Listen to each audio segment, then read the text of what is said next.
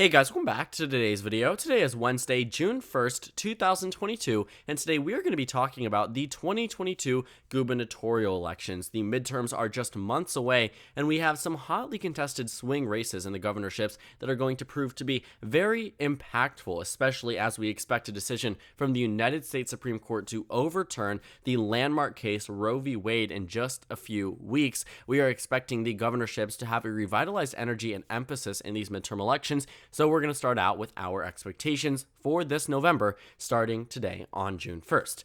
Now, I've been tracking my prediction in the governorships for quite some time now, dating all the way back to 2021. Around August was when I published my first official prediction, and it is tracked here on map.jacksonjude.com. You can find it in the description box down below and in many other of my videos, but it is a very good website to see where my predictions overall do track. Now, earlier on in 2021, I expected the Democratic Party to do a lot better than I expect them to do right now. As you can see on this map, the numbers haven't changed pretty dramatically, but the ratings certainly have. And it's made it more difficult to see how the Democratic Party is actually going to do well in many of these races, but there also are some pretty good circumstances for them in many of them. We're going to characterize all of the states that we deem as safe first, and then move on to the ones that deserve a lot more discussion and a lot more just referencing when it comes down to the midterms, because they will be very impactful and very important for many people across the nation. Now, safe states are states that we characterize as 15 points plus, meaning that we expect them to be very solid in their margin, very solid in their chance of victory for this specific party, this case being the Democrats, which I will characterize first. And then, of course, likely states are a bit more competitive, lean states are much more competitive, and tilt states are ones that are technically true toss-ups, but if I was to make a characterization, that's where I am putting it. You can find all the ratings in the description box down below. So the first state that we would characterize as safe Democrat is the state of California. I don't think this should be too much of a surprise. I think there was some expectation from Republicans that California might be more competitive this time around, especially since in 2018 it was decided by a margin of about 22 points. That typically is a bit underwhelming for a Democrat in California, especially in a blue wave like 2018. The Democrats won California by 25 points plus in both 2016 and 2020. So to see Gavin Newsom win by a narrower amount than that in a blue wave year is quite surprising, but the recall election only reaffirmed that the Democrats are going to do very well in California this election, and there should have been no real consideration that they weren't going to. The state of New York, another state that I am comfortable characterizing as safe for the Democratic Party. No real surprise there. Kathy Hochul, the incumbent, popular and going to do well. What you have is the state of Massachusetts is also going to be a safe blue state. Now, this is actually a flip from the Republican column. Republicans won in Massachusetts. First, in 2014, they flipped the state from red to blue. From blue to red. Charlie Baker won by about 2 percentage points against Martha Coakley. Then, fast forward to 2018, Charlie Baker becomes the most popular governor in the United States, and he ends up winning re-election with 67% of the vote. But then, he becomes the enemy of the Make America Great Again group in the Massachusetts GOP, and as a result, he decides that he's not going to be running for re-election. So he could have ran for re-election, had every intention to, was very popular, is very popular, number one governor in the entire country, and he is deciding to opt out from re-election because he probably won't win the primary. The primary polls show that he's losing amongst Republicans, but come to the general election, he was decimating all the Democratic opponents, including the Democratic frontrunner now, who is up about 10, 20, sometimes 30 points in opinion polling data. So Massachusetts, easily a safe blue flip. Another state I would characterize as a safe blue flip is the state of Maryland. Now, Maryland has an interesting scenario. It's similar to Massachusetts, except this governor is term limited. Again, like Massachusetts in 2014, it went red for the first time. Larry Hogan won by about 5 points, went on to win re-election in Maryland by a margin of about 10 points across the state. However, he is term limited. His lieutenant governor is not running for this election, but he has made an endorsement, but we will see what happens in the Republican primary because Donald Trump has made a deferring endorsement, and this will be a true test as to the electability of Maryland Republicans and who they choose for this governorship, because should they choose the Hogan chosen candidate, maybe it could become more competitive, but as of right now, I expect the Daniel Cox, I believe is his name, the Make America Great Again candidate to do well. And as a result, the state will revert to its 2020 election results, which was a very solid victory for the Democrats. And moving over into the next states that we can characterize for the GOP, actually there's one more safe Democratic state. Hawaii really shouldn't be too much of a surprise, but the Republicans also have safe Republican states. These are states where we know confidently that they aren't going to be competitive. For instance, in Idaho, it's going to be safe Republican, even though that primary there where the lieutenant governor tried to primary the incumbent governor, the lieutenant governor who was backed by President Trump, ended up in a much better position. because he ended up doing well against this lieutenant governor, who really defied a lot of his reasonings and his calls that he had made when the governor of Idaho had left the state. The lieutenant governor overturned some of his decisions. So there was a lot of internal fighting between these two, and ultimately the governor came out on top and will easily win re-election this fall. Wyoming will go safe red, South Dakota as well. Nebraska, no real consideration about competitiveness there. In Nebraska, the Trump-endorsed candidate lost the Republican primary, but it was very, very close. It was a hotly contested primary. It was a three-way race. I think the governor candidate who ended up winning got about 32% of the vote across Nebraska.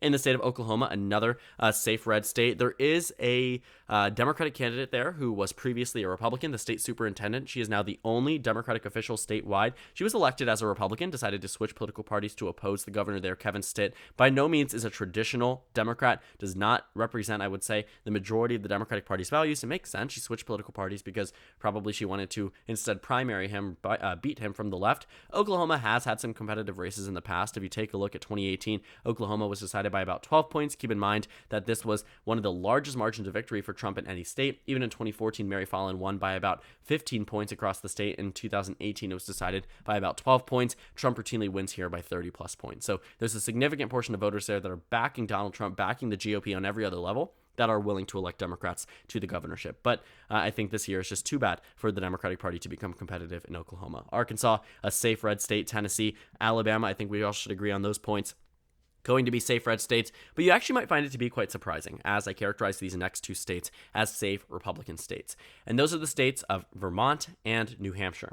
Like Charlie Baker, like Larry Hogan, there are Republican governors in both of these states, and they are immensely popular.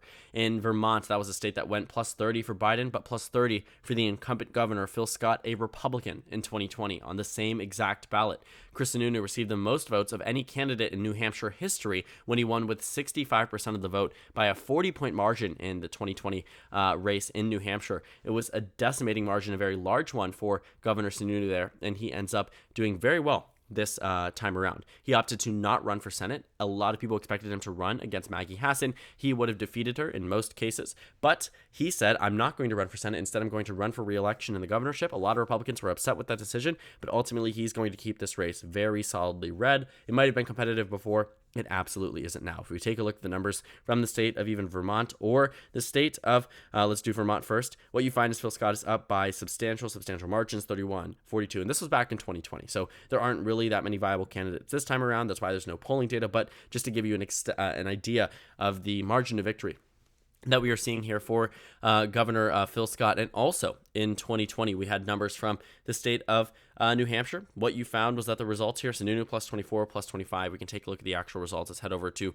the past elections. You can take a look at 2020. And what do you find? New Hampshire plus 32. Vermont was actually plus 40. I meant to make made a mistake there. But this is interesting too, because Phil Scott actually ran against the incumbent lieutenant governor in Vermont and still beat him by about 41 points. So super substantial. Both of them outperformed Joe Biden, did very well in their states, and will do very well this election season. So now that we've moved beyond the safe states, and I know we've taken up a lot of time to talk about the safe states, let's move into the likely states. These are states where we generally know how they're going to go, but the margin isn't enough for us to declare it as safe, or a state that is going to be entirely lopsided in one direction or the other. I think there are very few cases where we've seen likely states actually flip. More so you see it in congressional districts where you expect a district to be likely red, safe red, whereas in 2018 we saw some safe and likely red districts turn blue. Same thing for Democratic districts in 2014 and 2010. We rarely ever see it on the presidential and also governor level and also Senate level, but things have happened in recent elections where we've seen circumstances of that nature. So Alaska I'm characterizing as likely red. Quickly put, there is an incumbent Republican governor,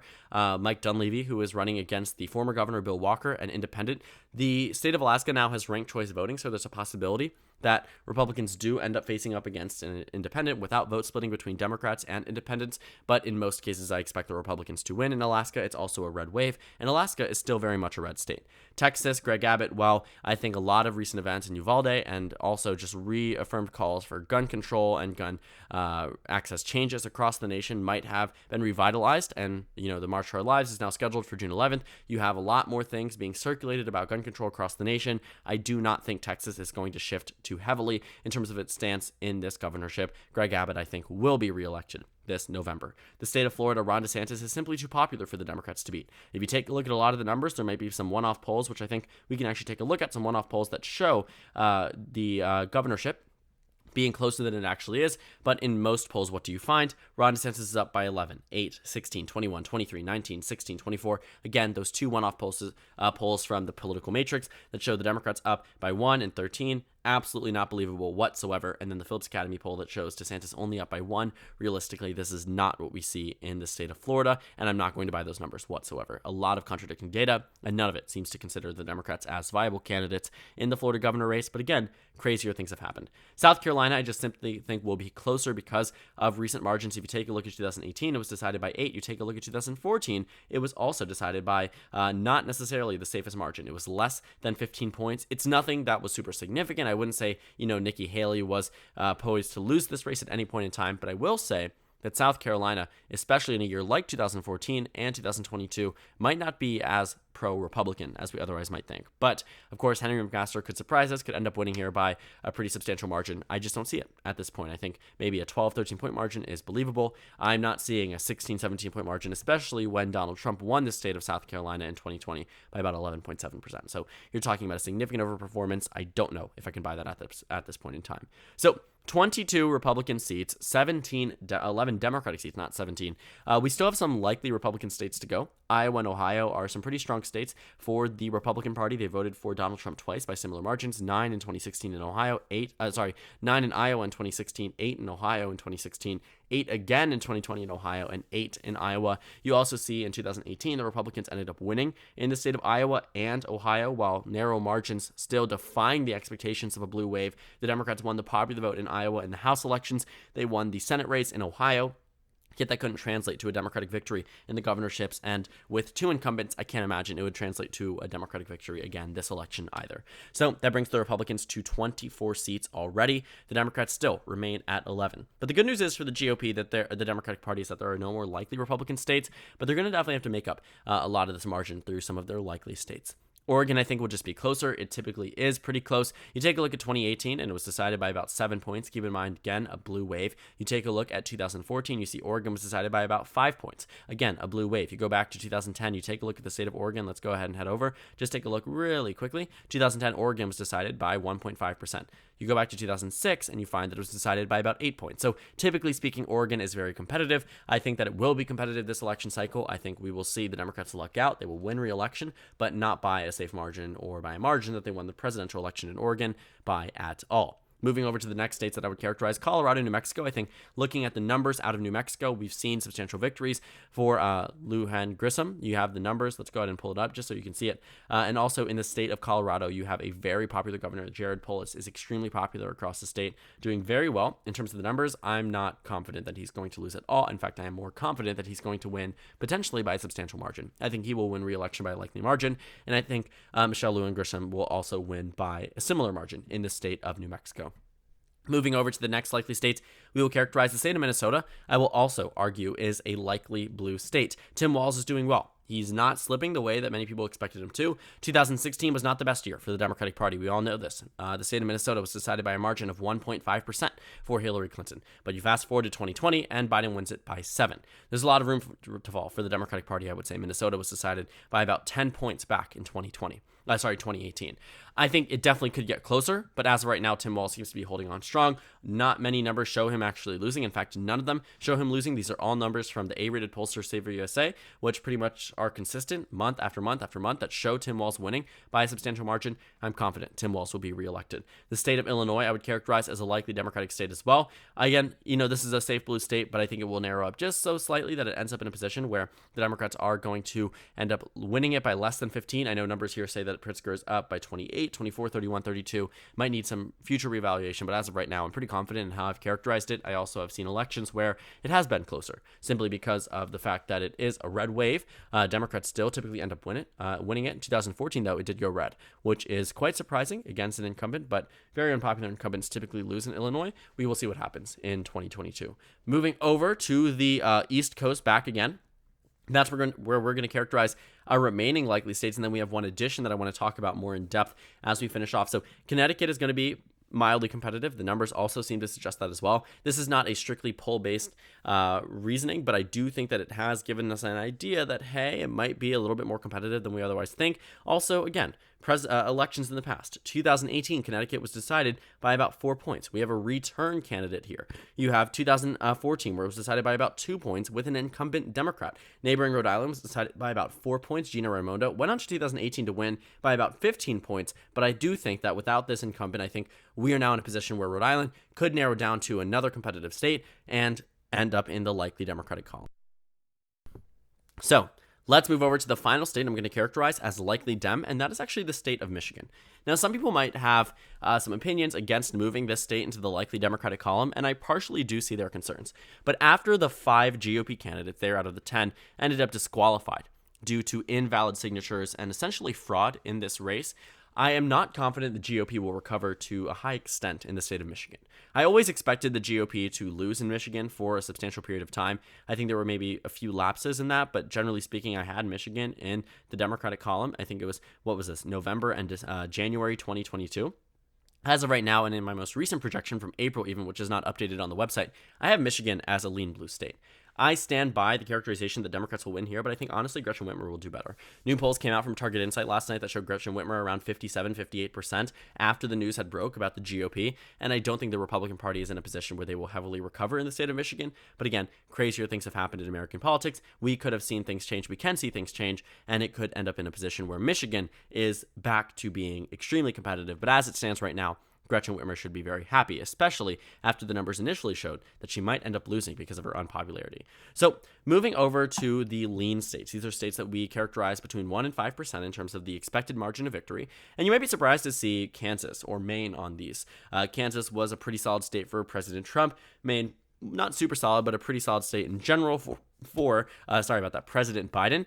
These two states have governors who are going to be facing some pretty strong opponents. Kansas actually has an incumbent Democrat, Laura Kelly, who's pretty popular across the state, but honestly speaking, I think the Republican Party will win there. As for the state of Maine, Janet Mills is facing off against the former governor, Paul LePage. Now, Paul LePage did not run back in 2018. Janet Mills defeated Sean Moody in the state of Maine, but only by about 7 percentage points. In 2014, Paul LePage won re-election by about 5 points. He has proclaimed himself as the Donald Trump before Donald Trump. And in the state of Maine, I will say, it's not exactly a winning strategy to go for someone who had lost across the state twice in terms of the at-large margin. Now, Hillary Clinton only won Maine by about 3 points. Joe Biden, on the other hand, won it by about 9. I am not super confident that Paul LePage will do well. I think Janet Mills will have the factor of the incumbency, and while it will very much be a red wave, at least as it's expected to right now, I still think the Democrats will hold strong in the state of Maine. Moving over to our next states that we can characterize as lean, we have the state of Georgia. I think Brian Kemp will win by a lean, potentially likely margin. I kept this in this position for a substantial period of time because we were unsure as to who the Republican nominee was going to be.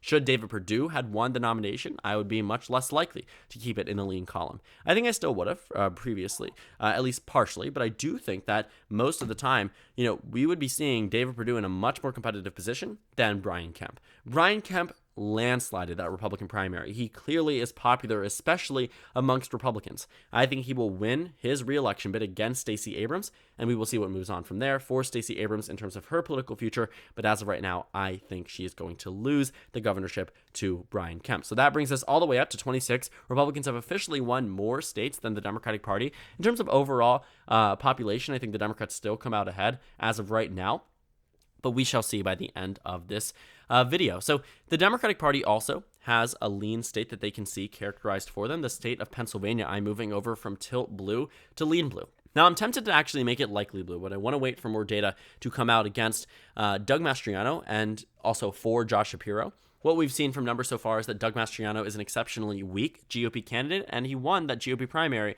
by a pretty substantial amount. So the Republicans nominated the wrong type of candidate. There was a last-minute effort to actually get Doug Mastriano to lose the Republican primary, but truly speaking, it could not come to fruition because he had so much momentum and the Donald Trump endorsement. So as of right now, especially with the drama in the Pennsylvania GOP Senate primary, I think Pennsylvania as of right now can be characterized as a lean Democratic state. I think Josh Shapiro will win the election this November, and it will be a Democratic maintained or Democratic hold from 2014 and 2018. Moving over to the final states here, we have Wisconsin, Arizona, and Nevada. I'm going to stick by my characterization. In the state of Arizona, I think Kari Lake is too extreme of a GOP candidate to end up winning. I think her calls to have, those who certified the 2020 election to be arrested, her calls on different social issues that make her seem very much like an extremist. She's more right-wing than President Donald Trump, and Donald Trump was rejected in the state of Arizona in 2018 and in 2020. I don't think Kari Lake serves as someone who would immediately lose, though, either. I think there's a reason why I keep it in the tote column. I think Arizona, as of right now, has numbers that show Katie Hobbs ahead, but it's still very competitive. You're talking 1-point victories, 5, 2, 1, 5, down by 1, up by 8, up by 4, and earlier numbers that show up by 9, up by 5. A lot of these numbers really don't tell me that there's going to be a substantial victory for the Democratic Party, but if I was to make a bet right now, I would say the Democrats end up winning in the state of Nevada. Now, in the state of Arizona. In the state of Nevada, I've been going back and forth on this. Nevada was a state where I wasn't super confident the Democratic Party was going to win in, but recent numbers with Steve Sisolak doing better in terms of approval and doing better in terms of opinion polling data moves over this state into the lean Democratic column for my characterization. I am confident that Steve Sisolak will partially do well in this governor's race, but I can't say the environment is on his side. I can easily see it flipping, especially if things get worse for the Democratic Party. And in the final state, Governor Tony Evers in the state of Wisconsin, I expect to lose re-election by a tilt margin. I think it will be very close. I think it will be very competitive, but ultimately I think the Republican Party will come out ahead in the state of Wisconsin. The Democrats barely won it back in 2018. I would not be confident if I was them. Scott Walker won re-election, especially if that recall in 2012, won re-election in 2014 with about 6 points to his name. In 2018, Scott Walker only lost by about 1 point. Keep in mind, Democrats were winning the national generic ballot by about 8 points, and Tammy Baldwin was winning the Wisconsin Senate race by about 10 points across. So looking at the final characterization, 27 seats for the Republicans, 23 for the Democratic Party.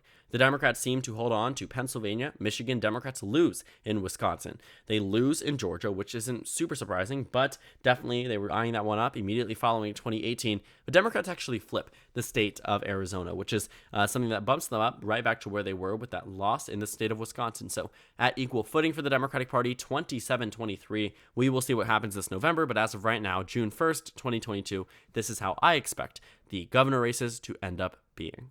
So thank you guys so much for watching this video. Make sure to comment down suggestions below. Subscribe on the left if you haven't already, and check out the Instagram and Twitter. At the bottom left of the screen, there's also a Discord server for you to go ahead and join. On the screen, there's a video you can watch, and then a playlist for my 2022 governor election analysis videos. Again, thank you guys so much for watching, and I will see you all later today.